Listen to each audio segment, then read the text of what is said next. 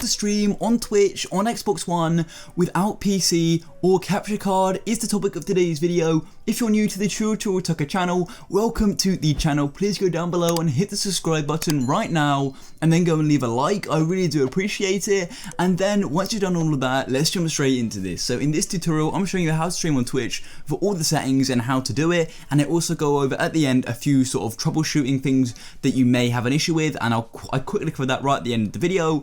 But yeah, I hope you found this video useful. Keep watching the full tutorial so don't miss a key point. And yeah, so with streaming, you may want to get yourself some new equipment. I've linked some awesome equipment down below, some Xbox mic and some cameras, so go and check them out. Now let's jump straight into the tutorial part of this video of how to stream on Twitch on Xbox One. This is super easy, and I'm going through all the steps you're going to need to know. So the first thing you want to do is jump onto your Xbox, and once you're on your Xbox, load it up like you normally would, and you want to go and launch the Xbox store, just the normal Xbox store, and then I'll be telling you the next step. So once you've gone there, go in the Xbox store and then go to the search tab, and then all you want to do is simply search up Twitch.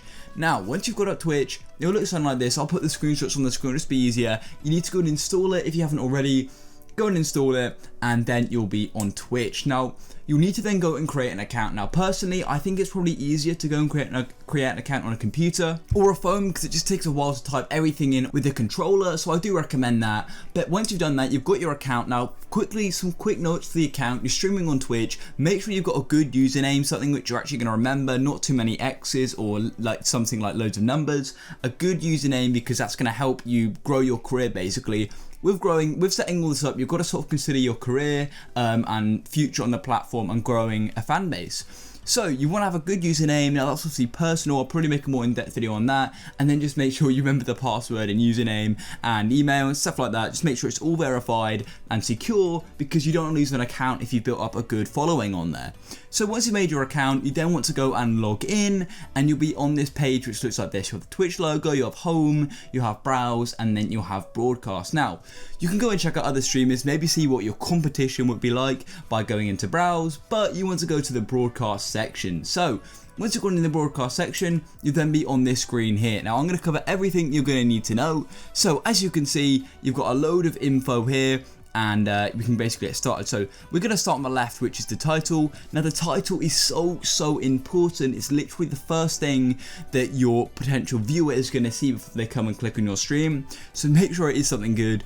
A few examples: if you're saying doing like a Minecraft, don't just have Minecraft, come up with something cool. And you have sometimes got to do a purpose of your stream. So maybe if you're doing like a challenge, like a Minecraft challenge, you could put that in the title, make it clickable, and add, you know, titles, symbols, make it something you'd like to click. You know, if you look on YouTube, don't just use an all lowercase title. They use capitals, they use symbols, and yeah, that's the main thing. Because on Twitch, obviously, you don't have thumbnails, so the whole thing is on title. So that's the main thing, and then you select your language. So for me, I'm English, but if you're say German, you put it German, and that's the main section for the left side. And then we're going to move over here to the right. So we'll start at the top now.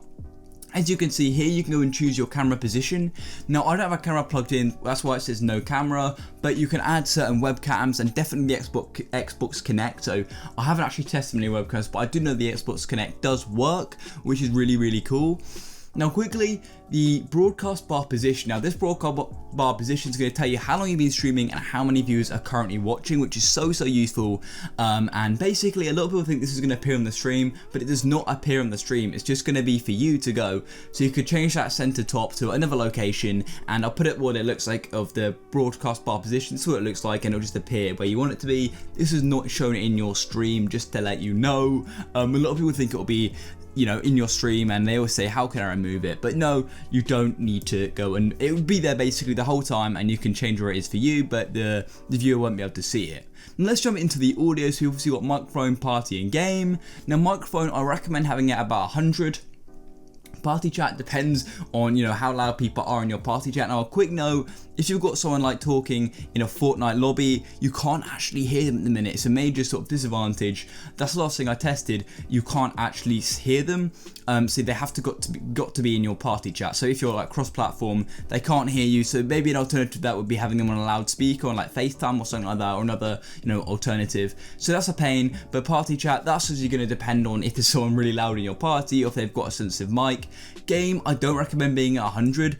You know, especially some games like FIFA, it's just going to be quite loud. You can then just decrease that to a sound which sounds good. Now, I do recommend testing this, so you can obviously do a test stream before you start properly streaming, making sure all your audio levels are correct and it just sounds good. That's pretty important, because otherwise you may have like the game audio way too loud, people can't hear you, they're just going to click straight off, stopping you from growing a viewer base. So then we've got bitrate. Now bitrate is pretty important. This is sort of getting into more the internet side of the stream.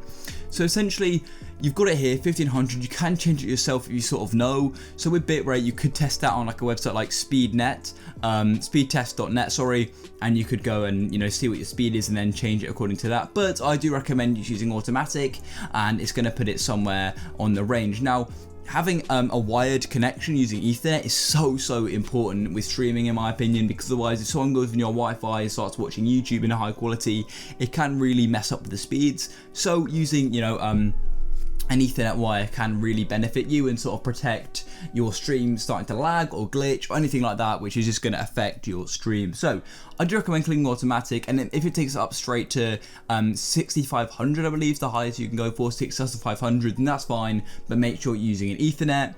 And that's the main bit about bitrate. I think automatic should suit you pretty well.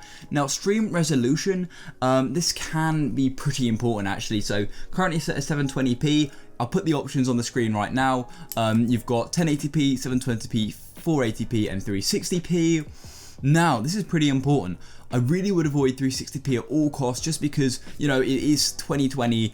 If there are streamers at 1080p, people are going to go for them. So try and do 1080p, at least 720. 480 can be okay if your internet really can't handle the others, but if you've got the option, I really do recommend going for HD. It's just, unfortunately, is a necessity. You've got to sort of consider yourself against your competition. They're all streaming in 1080p, so that's sort of what your viewer may be expecting to an extent. So just make sure you are streaming in a good quality.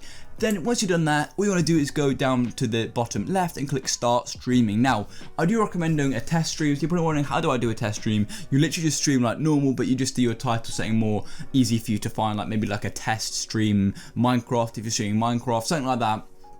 And then you can sort of get yourself a rough idea of what it's going to be like, and you can check your audio and you can check your other sounds and your resolutions. So yeah, test stream is absolutely key. But then once you started streaming and you've got your test stream, you're all ready to start streaming professionally. So that's the end of the tutorial. You will then be shown on Twitch, and hopefully you can grow yourself some viewers and some followers, and hopefully eventually maybe some subscribers, and earning an income from Twitch. I hope you found this video useful. If you're interested in any more Xbox tutorials, check out the channel, and if there's anything you want to request, tell me in the comments. If you've got any questions, let me know. But some quick troubleshooting tips. There's a really good document on the Twitch website. Now, quickly, if you have an issue with something like a permission error, this normally means you haven't enabled the broadcast ability in your privacy settings, or you need to change a setting in your Xbox account. But I'll probably try and link that or put a screenshot on the screen right now. So I hope this video has been useful. If you have, please go down below, subscribe for more, and I'll catch you in the next one. Peace.